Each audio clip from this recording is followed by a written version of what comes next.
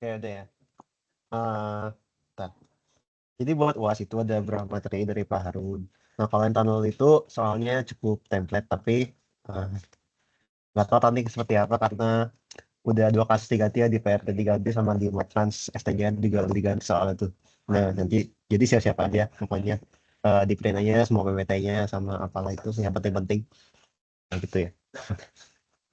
Oke, tadi ada request buat ngebahas tentang yang si PPT ini ya. Pakai structure. Jadi pada dasarnya itu ada beberapa tipe ataupun jenis dari struktur pasar, baik dalam transportasi maupun yang enggak. Nah, kalau yang dibahas di PPT ini sebenarnya ada 4 yang apa utamanya. Jadi ada yang kompetisi sempurna atau perfectly kompetitif. Jadi itu ada kayak pasar itu isinya banyak banyak penjual, banyak pembeli. Nah, kemudian juga kemudian juga si produknya itu yang dijual tuh identik itu sama, dia tuh bakal bebas mau masuk ataupun keluar si pembeli sama penjualnya. Nah, serta si informasinya tersedia dengan cukup lengkap gitu. Nah, gitu. Jadi kita bisa gampang buat ngakses informasinya gitu. Terus ada juga pasar monopoli. Monopoli itu jadi satu satu apa satu penjual, tapi pembelinya bisa lebih dari satu. Nah, terus nggak ada substitusi yang mendekati atau ada penjual yang produknya sejenis itu nggak ada gitu. Terus ada beberapa batasan untuk masuk ke pasar itu sama informasi tersedia dengan cukup lengkap juga. Nah, kalau oligo dia tuh ada beberapa yang menjual produk yang sama gitu intinya.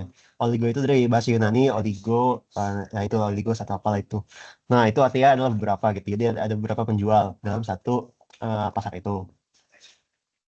Nah, terus diferensiasinya itu berbeda-beda tergantung sama si marketnya, apa batasan diferensiasi. Jadi walaupun ada eh, mereka tuh menjual produk yang sejenis, tapi ada perbedaan juga. Nah, itu masing-masing penjual tuh punya karakteristiknya yang membedakan dia masing-masing, tapi dalam batasnya yang masih wajar gitu. Misalnya jualan apa mobil gitu. Nah, itu kan ada yang jualan dari Amerika kayak gitu, ciri-cirinya tuh lebih gede mobilnya gitu atau lebih kuat si mesinnya atau kayak gimana. Nah, sementara kalau yang dari Inggris itu dia cenderung lebih lebih nggak apa ya, lebih kecil gitu mobilnya. Nah, seperti itulah. Nah, terus yang monopolistik itu dia tuh banyak sih penjualnya. Terus produknya juga mirip-mirip, tapi ada juga perbedaannya gitu. Nah, itulah. Intinya tuh kalau yang seperti sempurna itu jadi dia banyak penjual banyak pembeli, terus produknya identik. Terus monopoli itu dia cuma satu penjual, oligopoli beberapa penjual, monopolistik itu banyak penjual. Tapi sebenarnya nggak ada yang penting-penting sih.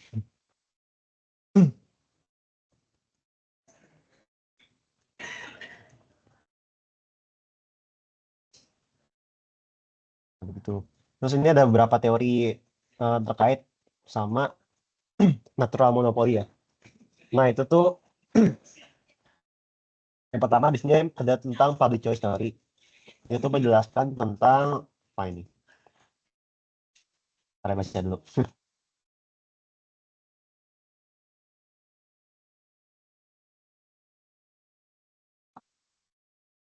Nanti itu buat yang itulah menjelaskan tentang negara monopoli gitu. Ada public choice, ada property rights, ada apa ini. Sebenarnya ini nggak banyak sih. Nah, yang agak penting lagi adalah terkait dengan evolusi regulasi terkait dengan 3 tahapan struktur pasar. Yang pertama itu dia itu suatu pasar itu dimulai dari monopoli. Nah, itu tuh regulasi yang berfokus pada pencegahan monopoli. Jadi supaya pasar itu enggak cuma satu penjual doang, tapi bisa banyak penjual yang berkompetisi secara sehat. Terus kalau misalnya dia lebih baik lagi adalah ke fase 2 itu tuh dia ada monopolinya tapi ada kompetisi juga gitu. Jadi walaupun ada satu yang cenderung monopoli tapi sebenarnya udah mulai timbul-timbul pesaing-pesaing itu. Jadi nggak monopoli sempurna gitu. Nah, terus kalau misalnya udah yang lebih jauh lagi itu dia udah mulai yang kompetisi sempurna gitu. Persaingan sempurna. Jadi nggak ada monopoli sama sekali.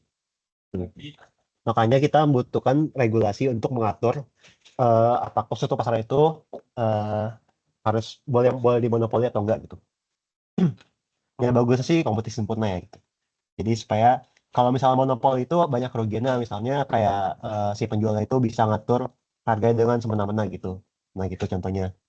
Makanya kalau misalnya ada pasar yang monopoli gitu, harus diatur sama pemerintah apakah dia akan dijadikan kompetisi ataupun kalaupun mau seperti monopoli itu dia harus bisa diatur supaya ada eh, minimum dan maksimum price tag.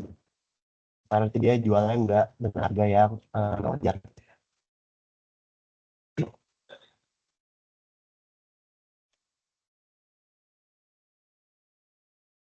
Nah ini ada gambarannya ya. Kalau misalnya ada monopoli dia bakal ada penurunan dari si welfare-nya dalam kurva supply demand.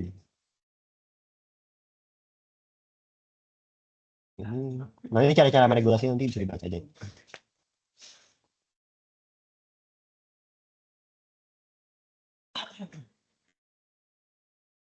Ada yang mau tanyain dulu nggak tentang PPT ini? Bingung bahasa apa juga sih. Sama ini ada public sama private goods ya. Kalau public goods ini dia adalah eh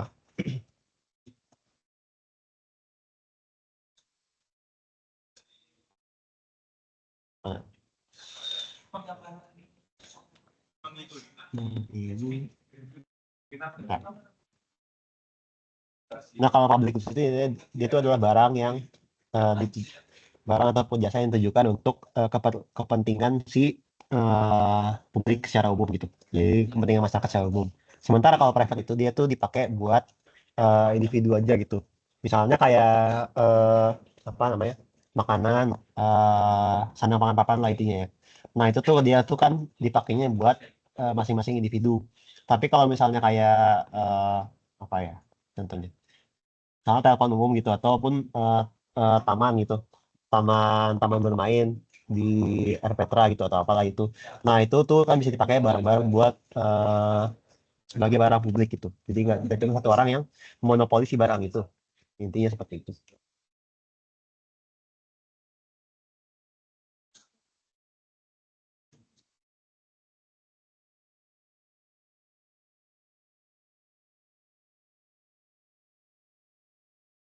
Nah, terus di akhir PPT ini ada tentang regulatory impact assessment. Nah ini intinya apa ya, gimana cara kita menganalisis dampak dari regulasi yang mau kita terapkan gitu. Nah gitu intinya. Pada saat itu kayak apa ya? Monef gitulah ya. Tahu Monef kan ya, monitoring dan evaluasi dari apa yang kita udah terapkan. Nah, nanti itu dari data-data yang udah di data-data yang kita peroleh dari hasil penerapannya itu kita masukkan ke dalam inventory lagi gitu. Kita inventory, kita simpan. Habis itu kita pakai data itu lagi buat ngerumusin kebijakan selanjutnya. Jadi itu adalah suatu proses yang terus-menerus gitu dan berhubungan. Nah, gitu ya. Saya mau tanya kan? Tunggu sampai 13.30.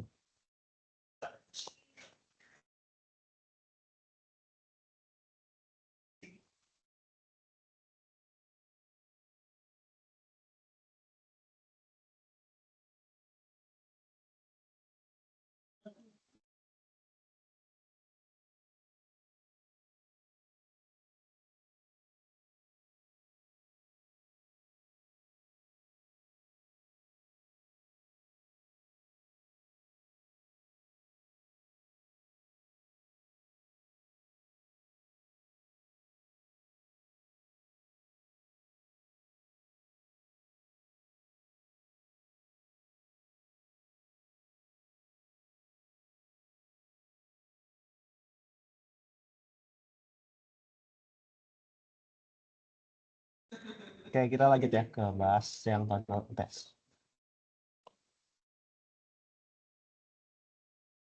Oke. Total tuh jadi ada 7 soal. 7 soal tapi dikali berapa nggak tahu tuh. Ada banyak banget ya. Eh, yang pertama itu terkait sama struktur pasang angkutan. Jadi kayak yang di PPT tadi itu ya, yang market structure.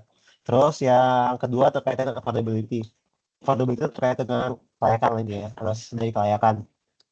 Baik secara yang ekonomi maupun yang finansial. Nah itu ada juga tuh dua. Terus ada tentang pendanaan sama model bisnis. Kemudian terkait dengan supply dan demand, Terus habis itu BOK sama VLT, ini komponen manfaat. Nah, tahun tuh karena dia kasih pas di UTS ya. Jadi kayak Pak Harun dulu yang ngajar baru Pak Ade, jadi kami agak bingung juga gitu. Makanya jadi banyak yang nilainya agak kurang bagus gitu. Karena belum ngerti hitungan tapi udah dikasih soal hitungan. Itulah intinya ya. Nah, satu itu kan suku pesangkutan. Nah, itu tuh eh disuruh udah tentang gambar yang di bawah ini tuh. Yang ada dari apa? eh oligopoli, oligopoli monopoli itu lah intinya. Nah, itu tuh ada grafiknya nanti saya jelasin kayak maksudnya grafik itu apa. Terus saya jelasin beragam bentuk pasangan angkutan dari yang monopoli sampai kompetisi sempurna gitu. Terus yang bagaimana mengatur pasar angkutan umum kayak tadi jelasin itu yang regulatory regul- regulating the market structure itu, nah itu ya ini. Terus gimana juga kepemilikan sama penggunaan motor diatur gitu. Nah itu tuh Bapak pernah jelasin juga di kelas yang apakah perlu kayak di Singapura yang dibatasi usianya atau kayak gimana gitu. Nah terus jadi diingat-ingat aja ya yang dijelasin di kelas sama bapaknya apa itu. Terus menyangkut ride hailing terkait dengan Gojek, Gokar, Grab dan sebagainya. Disuruh evaluasi terkait dengan si layanan ride hailing itu. Nah terus gimana sih SOP-nya buat ngatur juga. Terus gimana intervensi yang dilakukan pemerintah untuk masing-masing seluruh pasarnya. Terus yang kedua terkait dengan affordability, dia kasih ansen dari proyek jalan tol. Nah kayak gini ansennya ya. Jadi terkait sama biaya per kilometernya, terus construction cost sama ada grafik-grafik si vehicle per day, day itu apa ya? Vehicle per day gitu. Mantap. Nah terus data proyek disuruh ngitung PB period, FVR sama NPV. Nah itu sebenarnya nggak jelasin apakah ini dia biayanya sama pendapatannya itu udah dalam NPV atau enggak. Jadi kayak ini tergantung asumsi sih ya. Terus dia kayak kasih pola gitu kan tuh ada satu dua satu dua. Nah tapi pendapatan naik terus gitu kan. Nah terus disuruh lanjutin sendiri gimana si apa biasa pendapatannya. Jadi tinggal diikutin aja pola kayak seperti yang dikasih di tabel itu. Terus ada sedikit kasus gimana kalau misalnya modalnya cuma 30% sebagai on equity. Terus 70%-nya kita pinjam ataupun utang. Sementara pendapatan tetap. Terus gimana perubahan indikator rasio investasi NPV, FR, payback periodnya. Intinya ini ngitung kelayakan lah ya, kelayakan si finansial ya ini, ya finansial. Terus disuruh unchain ulang si kalau misalnya apa namanya kita mau tarif rendah masa konsumsi pendek gitu. Seperti itu. Yang ketiga model bisnis tentang KCJB. Nah itu Bapak kan jelasin juga di kelas kalau tahun lalu ya. Bahwa si KCJB itu awalnya tuh dia bentuknya B2B. Sorry, G2G. Yang dari Jepang itu, apa namanya, si proposal dari Jepang. Nah, tapi yang diterima sama pemerintah itu yang bentuk B2B. Dengan, kan, kalau misalnya B2B dia tuh perlu suntikan PMN ataupun pinjaman milik negara ya kalau nggak salah pinjaman. Aku lupa tuh. Tuh. Nah, eh jadi kalau B2B itu biasanya tuh dia nggak perlu PMN, tapi ternyata sampai sekarang karena dia tuh ada pembengkakan gitu kan, jadi dia perlu suntikan PMN. Sementara kalau yang G2G itu ya emang dari awal tuh dia perlu PMN sebagai jaminan gitu, tapi dia bunganya lebih rendah. Nah gitu. Itu seperti itu. Kalau B2B kan bunganya lebih gede karena dia bisnis to bisnis. Sementara G2G itu dia bunganya bakal lebih rendah. Atau disuruh ngurangin untuk rugi resikonya seperti apa. Terus gimana caranya supaya peristiwanya nggak terulang. Nah, berarti sebenarnya dijawab sama Bapak di nomor C ini, bahwa si yang nomor B ini tuh dia eh nggak bagus gitu kalau B2B ya. Tapi harus dikata MN-nya. Jadi itu nggak bagus sebenarnya. Terus, apakah ada peluang dilanjut sampai Surabaya? Terus gimana strategi kebijakannya supaya dia visible gitu. Lanjut. Ke struktur pasang angkutan. Disuruh ngebedain antara public sama private goods yang tadi aku jelasin ya. Terus, bisa jelasin beragam struktur pasang angkutan. Sebenarnya ini ngulang banget sih. Ngulang sama persis kayak yang di nomor satu tadi ya. Makanya kayaknya salah kopas banget. Terus kasih contoh juga. Jadi pasar monopoli misalnya kayak gimana contohnya. Terus pasar ini kayak gimana gitu. Nah, Terus bagaimana peran dari si pemerintah dalam setiap tipe dari market structure itu. Terus gimana cara mengatur si pasar monopoli. Terus jelasin fenomena penetapan tarif. Ya ini yang dari tugas ya sebenarnya, yang tentang angkot. Nah itu di copy aja ya hasil tugasnya ke jawaban-jawaban nanti kita kalau misalnya ketemu soal ini. Terus accountability. Nah, dia tuh ngebahas tentang MIRR, WACC, margin investor. Nah, apa sih WACC itu? Itu ada di PPT-nya sebenarnya. Terus dia kasih tabel.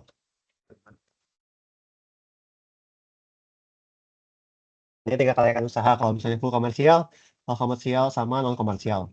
Gitu. Nah kan kita tahu ya bahwa kalau misalnya proyek itu kita bisa pilih apakah kita mau pakai modal sendiri atau kita misal kita dari perspektif pemerintah ya, apa kita mau pakai dari APBN semua gitu atau kita mau bagi dua sama si swasta gitu. Atau kita mau atau misalnya proyek itu full dari swasta gitu doang gitu yang bikin suatu proyek itu. Gitu. Jadi ada 3 macam sebenarnya. Nah, terus di nomor 3 itu disuruh menjelaskan tentang VFM atau value for money dari KPS, PPP atau KPBU. Nah, terus ini dia ngulang lagi sebenarnya. Apa yang dimaksud dengan nomor profit dulu lah itu.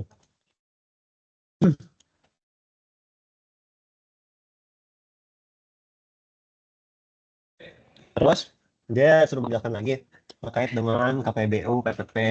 Nah, apakah ada peluang untuk tingkatkan supaya ada proyek closing yang lebih signifikan? Bla, bla, bla. Nah, dia kasih juga tuh si grafiknya apa itu. Nanti di lihat grafiknya lah. Terus ini soal banyak banget teman. Si KPS PPP dianggap lebih baik dibandingkan PSI atau public apa itu aku lupa. Nah, terus kalau misalnya KPS VFM lebih baik, kenapa bisa seperti itu gitu? Kenapa sih KPS itu lebih baik dibandingkan yang PSI gitu? Nah, terus gimana persyaratan yang harus dipenuhi sama KPS? Terus apa sih makna dari VGF itu dalam KPS? Atau viability gap funding? Nah, terus berapa persen VGF yang dianggap layak untuk mengadakan infrastruktur gitu. Terus eh, gimana dijelasin kenapa segitu tuh bisa jadi patokan. Terus ada seterusnya lah itu ya, ada kelebihan kurangan juga. Terus supply demand. Nah, ini tuh sebenarnya kayak soal pade, sempat mirip banget. Jadi ini tinggal bikin grafik yang bisa dihitung. Jadi nanti tinggal dibuka catatan pade juga tuh bisa. Nah dia minta jelasin apa sih maksudnya CS sama PS. Terus gambar kelompok supply demand. Nah terus cari trik optimum. Terus hitung CS sama PS-nya berapa sebelum perbaikan. Habis itu lu kasih komentar. Terus dihitung besarnya PV manfaat dari sisi konsumen. Habis itu ditarik ke present value. Terus yang terakhir BOK sama VOT. Jelasin komponen biaya operasi kendaraan atau BOK sama faktor-faktor yang mempengaruhi. Terus pendekatan-pendekatan untuk menghitung BOK. Terus yang ketiga itu model yang mau kita pilih untuk keperluan pemeliharaan jalan. Terus spesifikasi yang mau dipilih untuk FS. Terus apa yang dimaksud sama VOT, terus kelebihan kekurangan pendekatan VOT. Terus dan seterusnya sampai baca. Nah, terus yang terakhir itu kalau misalnya VOT kecil banget, apakah harus dihitung atau enggak gitu. Nah, kalau misalnya iya mengapa, kalau enggak mengapa gitu sih. Jadi sebenarnya aku langsung ambil dari PPT-nya Syahla aja ya. Jadi karena udah dibikin dan cukup banyak juga kalau misalnya aku bikin ulang jadi sangat banyak ya. Yes. Nah tadi yang di nomor 1A itu dia ngejelasin tentang pasar ya. Di sumbernya itu terkait dengan pasar duopoli. Duopoli itu adalah kalau misalnya cuma ada 2 perusahaan yang bersaing gitu. Kan kalau monopoli itu satu perusahaan, kalau duopoli itu jadi 2 perusahaannya yang bersaing. Terus karena cuma 2 perusahaan yang bersaing, makanya si level of competition-nya sangat kecil gitu. Kalau misalnya jadi kan kalau misalnya makin banyak itu level kompetisi makin tinggi. Jadi si pasar-pasarnya itu atau si penjual-penjual itu bakal bersaing yang lebih ketat. Makanya tuh bakal memunculkan yang namanya kreativitas dari si penjualnya itu, supaya nanti si produknya itu bakal lebih dipilih dibandingkan yang lainnya gitu. Seperti itu. Sama dia tuh berarti jadi kayak kalau misalnya monopoli, sorry, kalau misalnya kalau nggak monopoli ataupun persaingan tinggi itu, dia tuh bakal nggak bisa semena-mena menetapkan si tarifnya ataupun si harga dari barangnya itu ataupun jasanya yang dia tawarkan. Nah gitu. Nah terus makin kanan itu si struktur pasar itu makin jumlahnya makin besar si penjualnya, sama kompetisi meningkat sampai titik puncaknya. Tadi kan ada titik puncaknya ya. Nah itu disebut sama white oligopoly. Misalnya ini pada mode apa nih? Terus dia bakal menurun sama stagnan setelahnya. Nah itu kondisi pasar monopolistik karena terlalu banyak penjual. Jadi itu kita harus benar-benar kreatif untuk bisa dipilih sama yang uh, dipilih sama pembelinya. Seperti itu ya. Terus yang kedua itu bentuk pasar angkutan. Yang pertama itu pasar persaingan sempurna ataupun perfect competition. Terus yang kedua itu monopolistik, bahwa penjualnya banyak tadi. Ini udah aku jelasin ya. Terus kita aja dulu. Terus oligopoli sama monopoli. Terus pengaturannya, kalau sistem yang paling baik itu tentunya yang oligopoli. Karena tadi aku bilang bahwa dia itu eh, bakal memunculkan kreativitas dari si penjualnya. Jadi kayak produk, jadi bakal ada improvement dari waktu ke waktu dari segi produknya yang ditawarkan ataupun jasa yang ditawarkan. Nah, kemudian juga si harganya itu dia nggak bisa semena-mena buat netapinnya. Tuh. Sama apa ya? Bentar. Nah, kalau misalnya duopoli itu kan dia kan cuma berapa ya? Jadi kayak kita ngawasinnya juga bisa lebih baik gitu. Dari sama pemerintah itu bisa ngawasi dengan lebih baik sama meregulasi dengan lebih baik gitu. Nah, terus nah ini aku bilang. Terus buat yang penggunaan motor, SMS dipertegas itu terkait dengan regulasi terkait dengan SIM, SNK, BPKB itu. Nah, itu tuh bukan berarti dipersulit ataupun bukan berarti bisa nembak-nembak gitu kayak yang sekarang terjadi ya. Tapi disesuaikan dengan kebutuhan yang benar dan selayaknya sehingga kecurangan tuh dalam dokumen dapat dicegah gitu. Tuh. Jadi memperbaiki sistem dari pembuatan dokumennya itu sebenarnya seperti itu. Nah, terus yang aku lain itu Bapaknya pernah jelas di kelas ya bahwa dia tuh bakal meningkatkan jumlah kepemilikan dari kendaraan pribadi tentunya. Karena kan angkutan online bentuknya motor sama mobil lah biasanya gitu. Terus lapangan pekerjaan tentunya meningkat. Nah, tapi dari sisi lain itu dia bakal menimbulkan demand tambahan kan di jalan tuh. Jadi intensitas pergerakannya bakal makin tinggi tuh. Nah, selain itu eh, dia tuh bakal menyebabkan mode shifting bagi pengguna kendaraan pribadi ke angkutan umum. Tuh, karena angkutan umum itu dapat dijadikan sebagai feeder. Jadi yang baiknya seperti itu ya. Cuma eh, sebagian juga ada yang masih pakai si online transport ini untuk P2P ya, point to point itu. Jadi kayak ya plus minus sebenarnya. Nah, terus untuk memperbaiki model yang ada saat ini, tentunya dengan petanan angkutan online sebagai feeder bagi pengguna angkutan massal. Tapi pengguna angkutannya ini sebagai angkutan pribadi yang baru itu perlu dicegah gitu. Jadi perlu apa ya, diatur sebenarnya dari regulasi terkait dengan harganya ya. Itu jadi manajemen drive gitu. Kalau misalnya P2P itu kan sebenarnya kayak kalau deket oke lah. Tapi kalau misalnya jauh gitu kayak sebenarnya itu tuh nggak efisien gitu karena sebenarnya bisa pakai angkutan umum yang udah disediakan sama pemerintah gitu. Makanya harus diatur terkait dengan regulasi tarifnya untuk ya itulah. Itu seperti itu ya.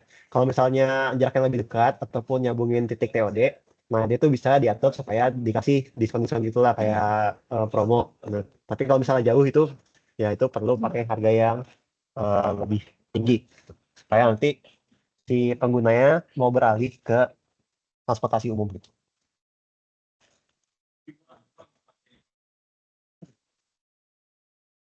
Nah sebenarnya ada tambahan juga dari si bapaknya kan di kelas ya kalau nggak salah bahwa si eh, pasar angkutan umum itu bingung tuh mau diatur sama siapa, apakah mau diatur sama Kementerian Perhubungan atau mau diatur sama apa ya, Kementerian apa ya itu, Eh, lupa aku namanya yang teknologi itu ya, Kominfo atau apalah itu. Nah, karena kan dia tuh bilang sebagai perusahaan teknologi bukan sebagai perusahaan transportasi gitu. Makanya jadi kayak ada sedikit perdebatan lah sama bingung. Jadi siapa yang harus meregulasikan gitu si angkutan online ini ya, seperti itu lah. Itu fenomena yang terjadi saat ini gitu. Terus ini intervensi yang perlu dilakukan sama pemerintah untuk berbagai sesuatu pasarnya ya.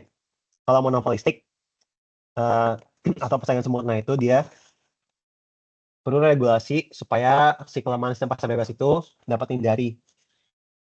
Terus menjalankan beberapa kegiatan ekonomi pada bidang tertentu, misalnya yang terkait dengan barang-barang publik gitu atau public goods, supaya nanti uh, kesejahteraan masyarakat itu bisa meningkat. Nah, terus pakai kebijakan fiskal juga terkait dengan pajak ya ini. Terus yang oligopoli itu regulasi peraturan, misalnya melarang kerjasama antar perusahaan yang dalam oligopoli itu, supaya nanti dia nggak jadi monopoli gitu. Karena kan kalau misalnya cuma dikit, cuma beberapa penjual tapi mereka kerjasama gitu, semuanya sama aja jadi monopoli juga ujung-ujungnya kan.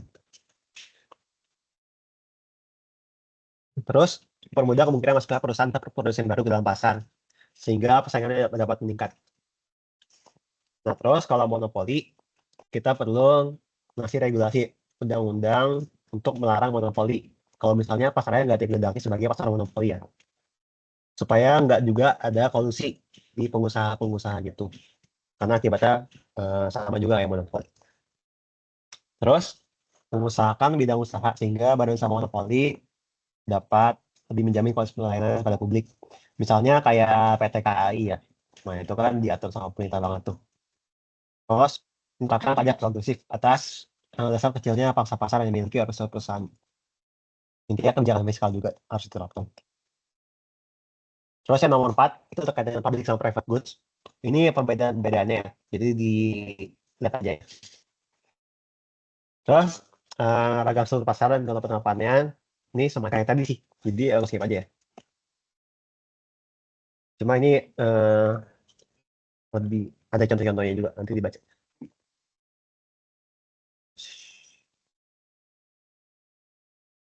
Nah, yang ketiga itu terkait dengan cara mengatur monopoli alami.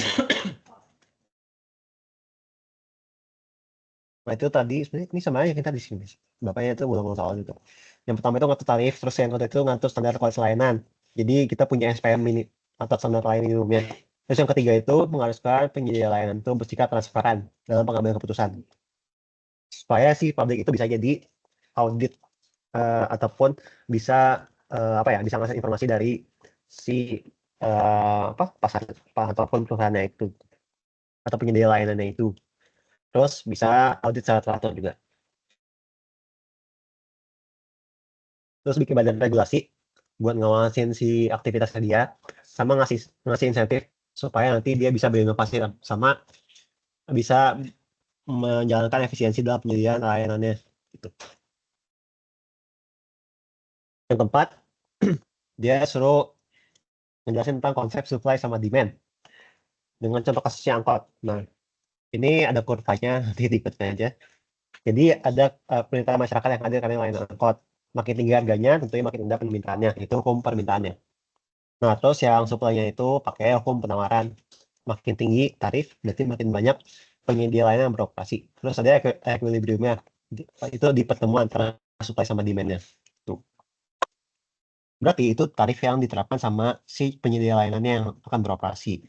Nah, untuk contoh kasus angkot itu, jelasinnya jadi kayak dia ini. Jadi misalnya di suatu daerah itu ada angkot yang macam-macam gitu. Terus biaya operasinya tergantung sama angkot sama rute yang dijalankan juga. Terus dibayarnya dipengaruhi sama harga, tingkat layanan, bla. Terus intinya si normal normal pricing itu dia tuh gimana caranya supaya profitnya itu tepat untuk membiayai biaya operasi angkot sama ngasih profit yang sewajarnya sehingga si penyedia itu memiliki insentif untuk beroperasi. Terus ya intinya seperti itu lah ya. Jadi kayak dia tuh untungnya nggak berlebihan, tapi untungnya bisa dibilang pas gitu. Gitu. Itu yang disebut dengan normal profit. Makanya dia masih bisa survive sampai sekarang gitu. Terus Makanya perlu keseimbangan cermat antara kebutuhan perjalanan sama konsumen. Jadi kita harus nganas dari si kurva supply sama demand ini. Gimana sih equilibrium supaya kita bisa dapat si normal profitnya itu. Itu untuk Angkor. Ya. Nah, berikutnya tentang affordability. Ada yang mau tanya dulu nggak? Tunggu sampai 52.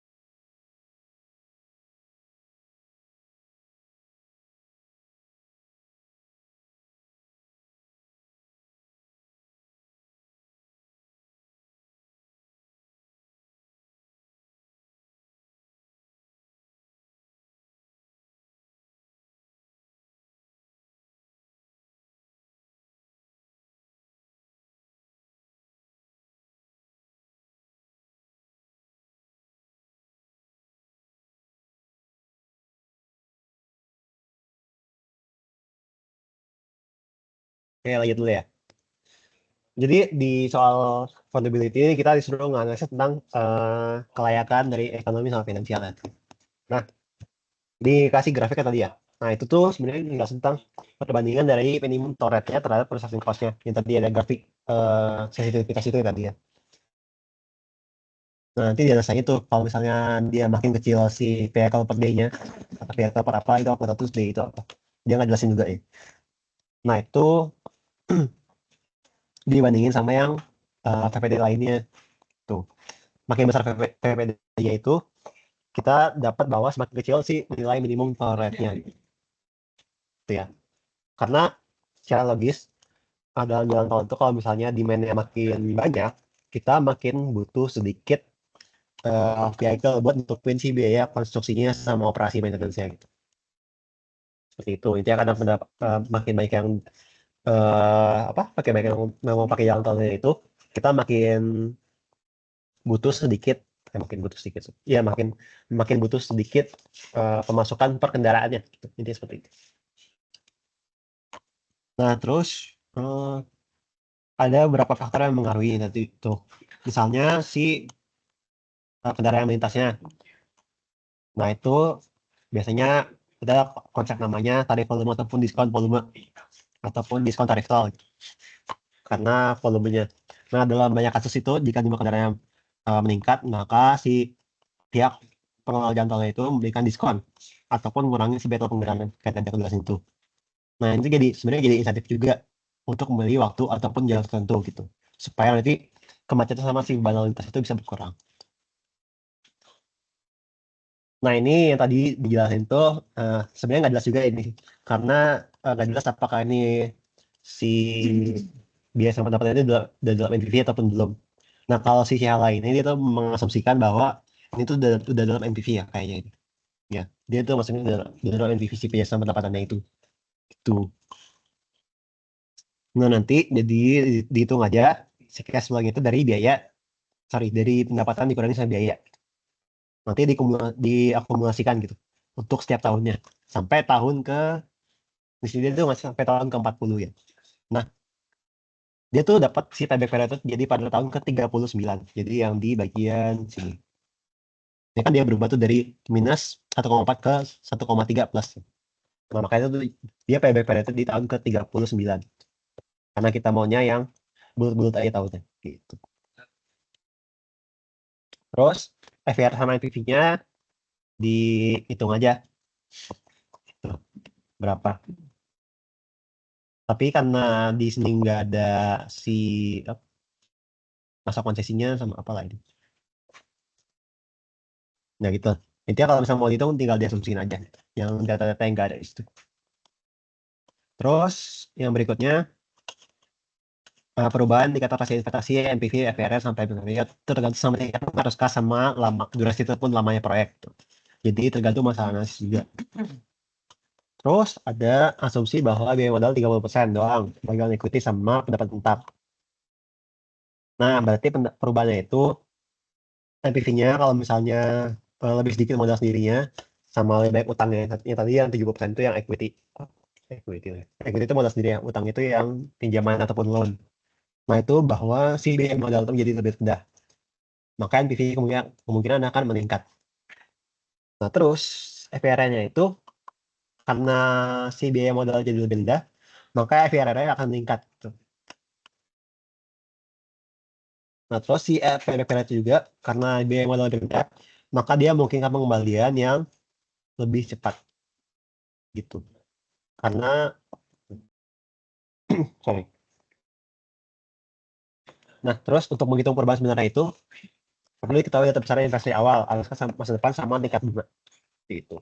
Terus nih, dia tuh lupa ngasih ataupun kepotong nggak tahu ya. Di filenya itu tentang yang unsigned-nya. Kalau misalnya si eh, kita disuruh bikin proposal kompetitif.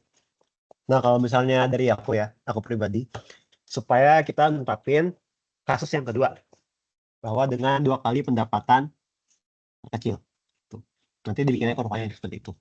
Terus, ini tuh karena secara grafis, dilihat tuh bahwa penurunan kurvanya itu dari pendapatan terkecil dari yang dari mana ya?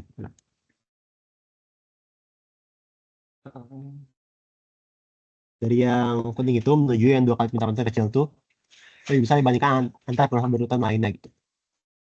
Tuh. Nah, berarti ini menunjukkan bahwa pada kasus yang kedua, tarif yang diperoleh itu sudah mencapai tingkat yang optimal. Karena kalau misalnya naikin lagi, si kenaikan tarif pada transaksi cost itu ya udah jauh lebih besar gitu. Maka masa konsisten juga dapat lebih pendek dibanding karena dalam bisnisnya pada kasus yang terpilih itu lebih besar dibandingkan yang lainnya. Ini sorry ini saya yang ketiga ya, yang linear yang ketiga, yang warna oranye, bukan yang kedua. Gitu.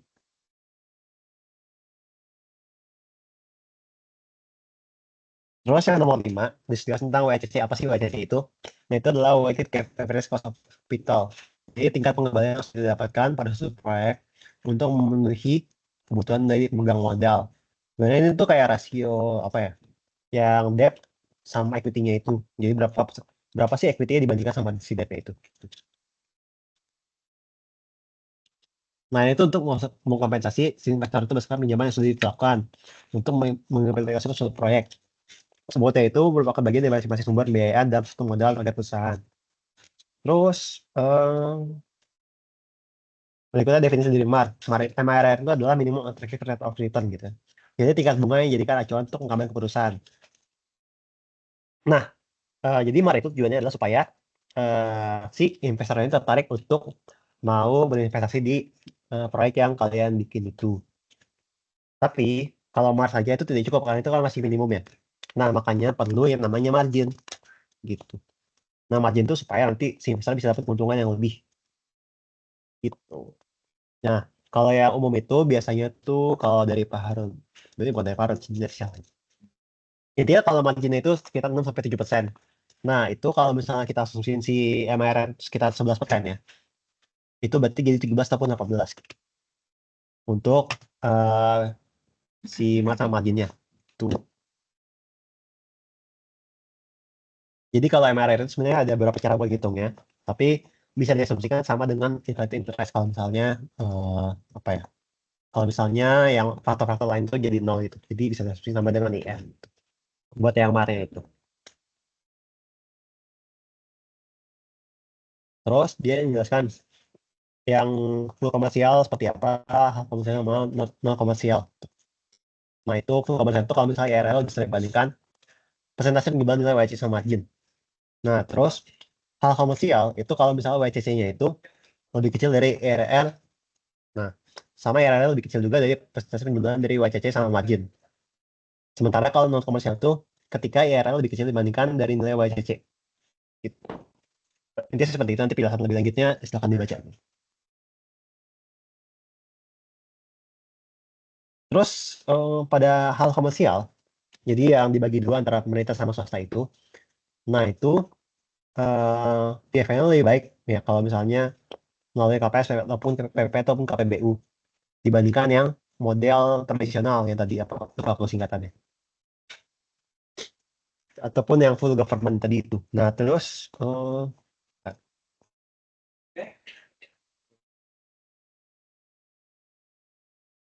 nah itu kalau misalnya kita lihat lagi bahwa ada beberapa jenis PPP, misalnya yang kontingen PPP, combine PPP ataupun pure PPP. Dan dengan demikian bisa dinas menjadi mampu untuk menghasilkan FVF yang masih dan nilai bisa daripada nol, sehingga dapat dimaksudkan metode PPP. Terus karena penunjukan diharapkan akan dapat meningkatkan pelayanan yang baik, menjamin dan seterusnya.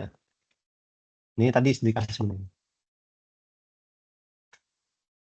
Intinya kalau misalnya pakai PPP, dia tuh bisa terjamin sih kecepatan sama kualitas dari investasinya. Jadi pemerintah nggak perlu apa yang namanya, yaitu intinya pakai pelatihan birokrasi untuk, karena kan kalau di pemerintah itu kayak gimana jelasin? Ya gitu. Jadi kalau misalnya pakai modal sendiri itu kayak agak berat lah buat pemerintahnya gitu. Sebenarnya seperti itu. Sama ada birokrasi juga yang agak ribet. Nah makanya, tapi kan kalau misalnya PPP ini ada dampak negatifnya juga. Nah makanya perlu campur tangan soal. Sorry. Si pemerintah ini bisa ngasih peran lebih terhadap mengenai sistem pengawasan untuk fasilitas publik yang ada. Jadi dibatasi juga sih peran dari swastanya itu. Bukan berarti menghilangkan peran dari swastanya. Cuma ngasih modal kan nggak mungkin juga kan. Jadi kayak misalnya dikasih buat operate nih, tuh, operasi dari swasta gitu. Nah seperti itu. Terus dalam kasus si PPP-nya ataupun KPS ini dapat nggak sih VFN yang lebih turun daripada PS-nya tadi kayak yang tadi.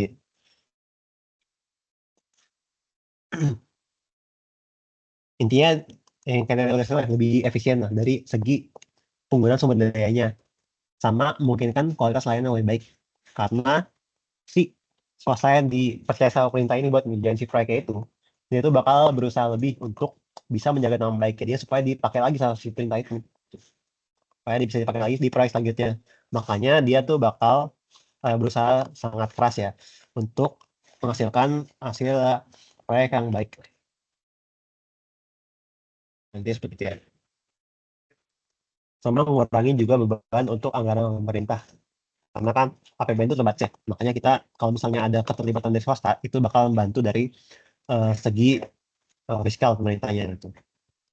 Tapi juga ini nggak selalu baik untuk semua situasi ya. Jadi perlu dicek dulu proyeknya seperti apa. Karena ada kasus-kasus ketika si KPS ataupun PPP ini nggak cocok untuk dilakukan pada suatu proyek. Nah itu tuh perlu juga mekanisme yang baik ya. Ada pengawasannya, ada mekanisme tender yang adil gitu. Jadi nggak karena lu punya orang dalam di pemerintah, jadi lu bakal kepilih di proyek itu gitu. Nah, supaya nggak terjadi hal seperti itu. Terus persyaratan di penerima KPS supaya KPS yang baik. Nah ini ada syarat-syaratnya ya. Jadi perlu tujuan yang sama terukur. Terus ada kontrak yang jelas, yang semua aspek proyek. Terus perlu akuntabilitas sama keterbukaan.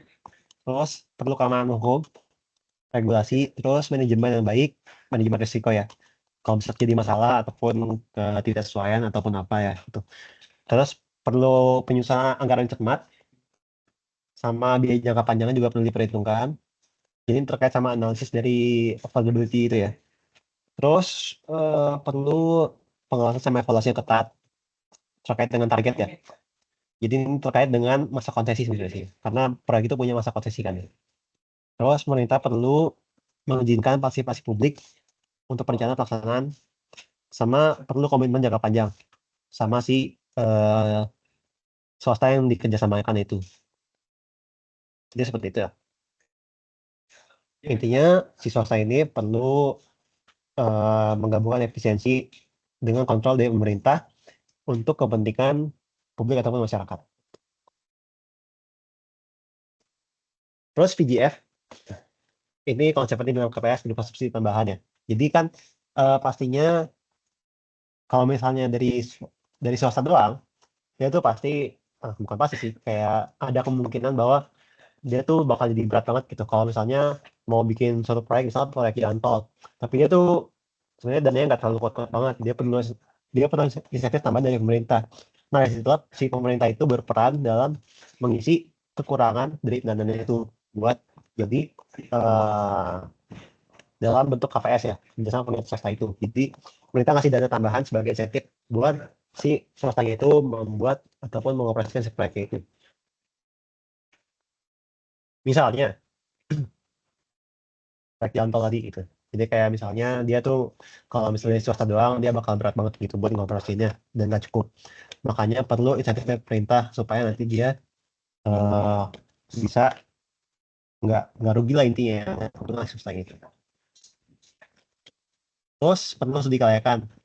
Jadi terus perlu manajemen sama pengendalian resiko, terus analisis keuangan, benchmarking, sama negosiasi kontrak gitu seperti itu. Terus VJF yang dapat jadi pembatasan tuh 45% per proyek gitu. Jadi kayak jadi si jadi masih ada kontrol dari yang si pemegang lebihnya itu yang 51%-nya itu tuh ya. Karena kalau misalnya kayak di saham aja, saham saham saham suatu perusahaan itu kalau misalnya di saham itu dinyatakan si apa ya yang intinya yang lebih pengaruh itu adalah yang punya persenannya lebih banyak gitu. Misalnya di Freeport itu kan pemerintah sekarang tuh yang udah dianggap sebagai menguasai si Freeport itu karena dia tuh punya 51% dari sahamnya si Freeport itu. Nah gitu lah ini. Jadi yang punya persen lebih tinggi itu yang lebih punya peranan dalam si perusahaannya itu ataupun proyeknya itu kalau dalam kasus ini. Nah terus kalau VGF jadi kredit tender, si badan usahanya itu bisa lebih leluasa dan memanfaatkan anggaran yang dimiliki supaya eh lebih tertarik untuk berpartisipasi dalam proyek itu. Kayak yang dari ya. Terus ini tuh bisa ngasih dampak negatif juga karena kalau misalkan tendernya itu nggak adil gitu ataupun yang tadi kayak aku bilang ada orang dalamnya itu, nah itu tuh dia bakal merusak si apa ya fairness dari tendernya itu gitu intinya seperti itu. Jadi dia bakal nggak apa ya kayak nggak ada effortnya gitu buat bikin si proyek itu dengan sepenuh hati ataupun pas sepenuh hati sih. Dengan apa ya dengan maksimal lah gitu dengan jadi kayak kadang-kadang suka nggak maksimal gitu hasilnya gitu. Terus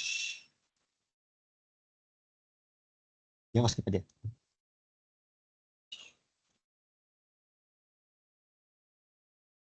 Berikutnya dalam sama model bisnis ada yang mau tanya dulu nggak? 5 sampai 209.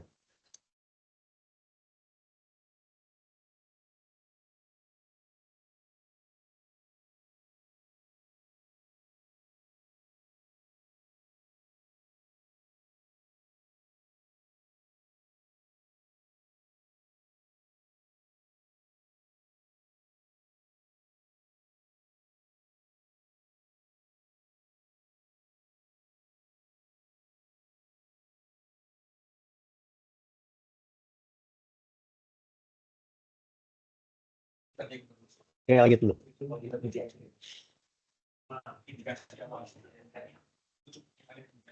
Jadi dia tuh ngasih sedikit tentang proyek KCJB ya kereta cepat Jakarta Bandung. Nah terus gimana cara mitigasinya? Jadi yang ada beberapa resikonya yang mungkin timbul sebagai lanjutan dari si proyek ini. Yang pertama itu kadang operasional.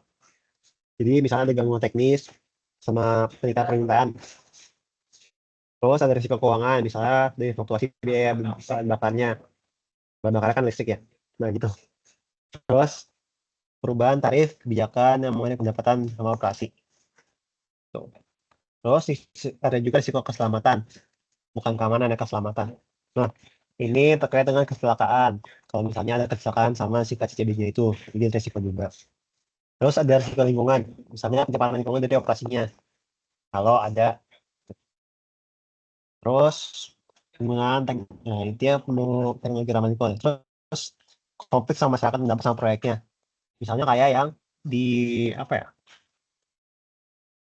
Adalah yang dia sama Pak Sony itu yang terkait sama kereta feeder KCJB ya kalau nggak salah.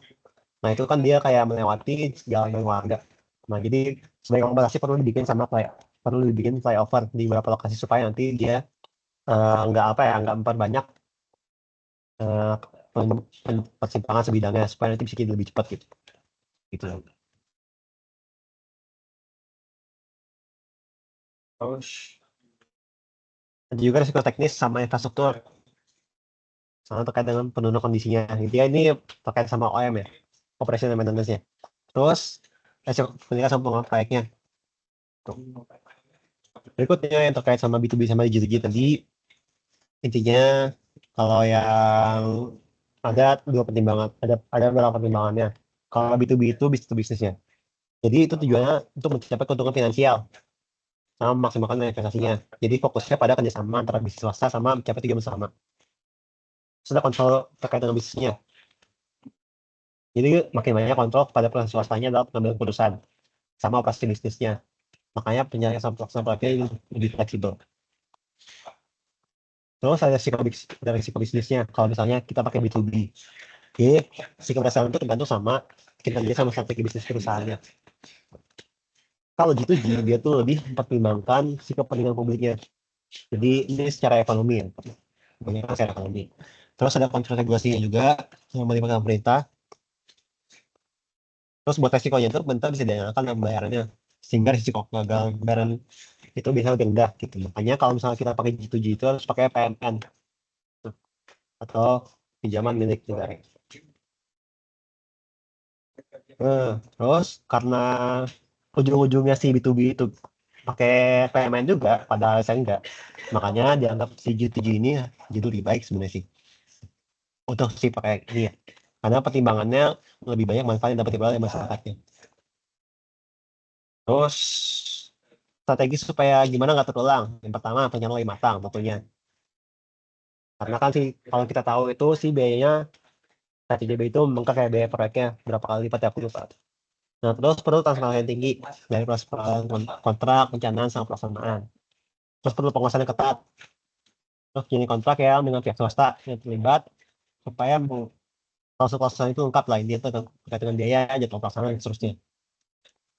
Terus identifikasi nilai sama kelola resiko. Terus evaluasi independen. Kemudian besok tata kelola, akuntabilitas, integritas, transparansi, sama pemantauan sama pelaporan tentang kemajuan anggaran sama biaya. Gitu. Terus gimana caranya supaya bisa jalan sampai Surabaya, tapi masih visible? Nah, yang pertama itu perlu tips tadi tentunya, cara ekonomi sama finansial juga. Terus yang kedua itu biaya yang kosong berkelanjutan. Yang ketiga, mempertimbangkan si kemitraan KPS, kerjasama publik sama swasta. Terus identifikasi sama kelola risiko, sama pemantauan secara sistem terus. Lanjut ke supply sama demand. Nah ini aku jelasin teorinya aja ya, karena yang hitungannya penekannya. Nah, consumer surplus itu adalah tentang si kerelaan dari pembeli untuk bayar suatu barang dikurangi sama harga barang tersebut. Intinya adalah si keuntungan yang dirasakan sama si konsumen. Terus kalau produser itu ya dari produser itu. Jadi harga jual dari suatu barang itu dikurangi sama biaya produksinya. Jadi itu sebagai manfaat ataupun keuntungan bagi si produsernya itu di pasar. Dari penjualan saya penjualan di pasar.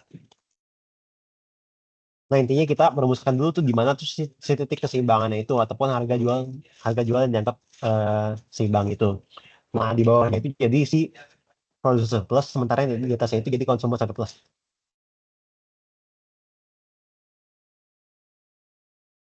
Nah, ini terus ada yang si kurva-kurvanya ini. Ini sama kayak ini Pak, jadi aku jelasin lagi ya. Ini nanti tinggal dihitung ya.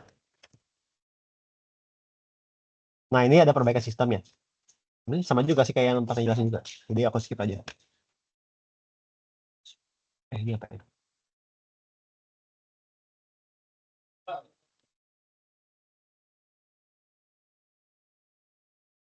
Nah, terus yang di nomornya ini visual analisis di bawahnya itu. Nah, didapatkan bahwa si PS-nya itu lebih besar dibandingkan si CS-nya itu. Yang menunjukkan bahwa si produsennya itu dalam pasar itu mendapatkan manfaat yang lebih besar dibandingkan konsumen. Nah, itu kerap terjadi dalam produsen yang punya kekuatan pasar yang kuat. Misalnya di pasar monopoli ataupun oligopoli. Makanya kalau misalnya ada perbaikan sistem itu juga CS sama PS-nya bisa berubah juga.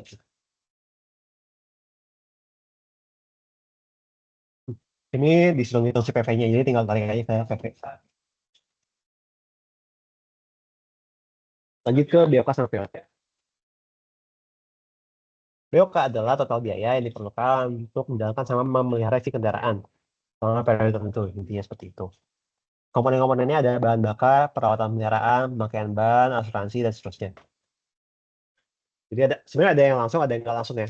Kalau misalnya mau dicek lagi, silakan cek di Bina Marga ataupun di PCI ya, yang Pacific Consultant. Boleh cek juga, di sama aja. Terus faktor pertimbangan itu jenis kendaraan, pola penggunaan, dan seterusnya. Gitu.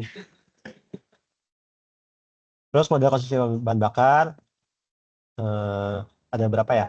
Misalnya yang bersama teknologi, terus pengujian lab, pengujian jalan raya, remote, terus data sebenarnya, terus faktor manusia, perjalanan, sama variabel cuaca.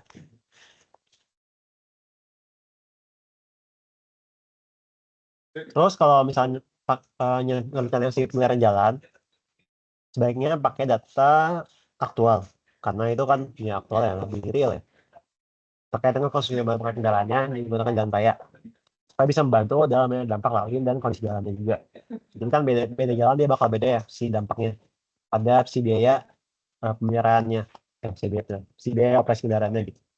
Makanya kalau misalnya kita pakai data yang real ataupun aktual, kita bisa menerapkan strategi yang lebih cocok untuk ruas jalan tersebut gitu.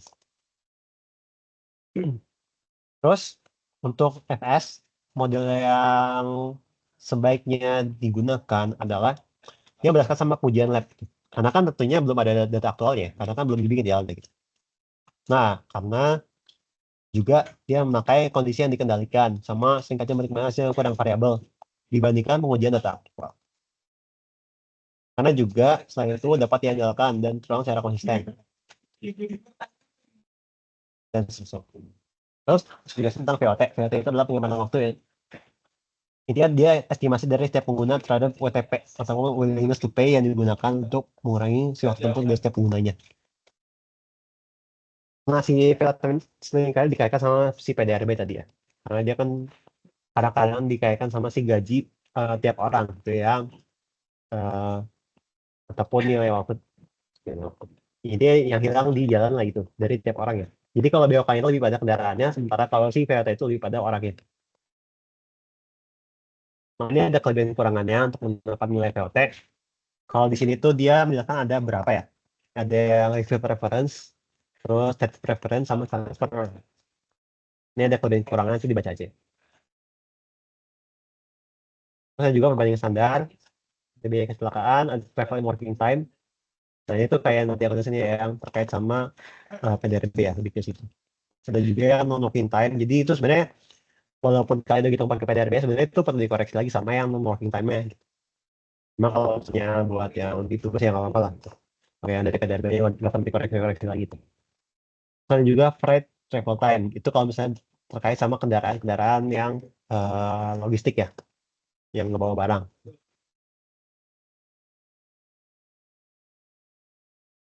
Terus Velas Point itu dia menjadi faktor penentu kelayakan karena dia mengabarkan OTP sistem dan seterusnya. Jadi intinya kalau misalnya waktu tempuh makin singkat, berarti saving VT makin tinggi. Terus metode yang dapat dilakukan itu di ini yang tadi sih. Ada bentar. Kalau yang travel working time itu dia menghitung memang auto berdasarkan pengguna yang bekerja pakai sama gaji si orangnya itu. Ini yang PDRB tadi ya. Terus kalau working time itu terkait sama waktu pengguna yang nggak bekerja, makanya ini lebih untuk diestimasi karena dia terkait sama pendapatan belanja atas pekerjaan dan seterusnya. Terus ada freight travel itu yang tadi sama yang efisiensi suatu produktivitas dari pengiriman barang.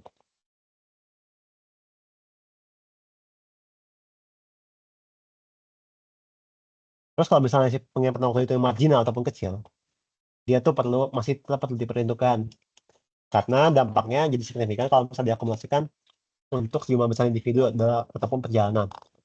Jadi walaupun dia satuannya kecil, tapi kalau misalnya dikalikan sama individunya ataupun jumlah tripnya itu, dia bakal jadi besar. Sebenarnya seperti itu. Kalaupun masih tetap kecil, dia sebenarnya juga dapat meningkatkan efisiensi dari operasi dan produktivitas dengan mengurangi biaya operasional dan meningkatkan keuntungan juga. Karena kan jadi prioritas mereka komponen dari manfaat ya. Terus itu juga mengurangi dampak lingkungan, meningkatkan kualitas dan seterusnya. Oke, ada yang mau tanyakan dulu? Mau sampai 22.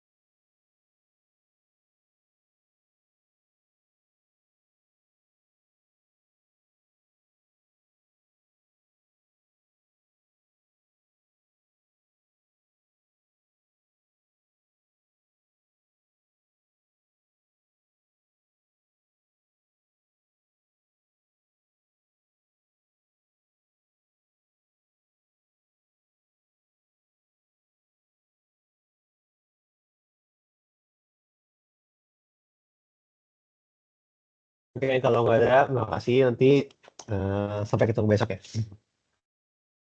Nanti rekamannya bakal aku upload ke Classroom sama PPT juga kalau butuh. Mau, Step. Hah?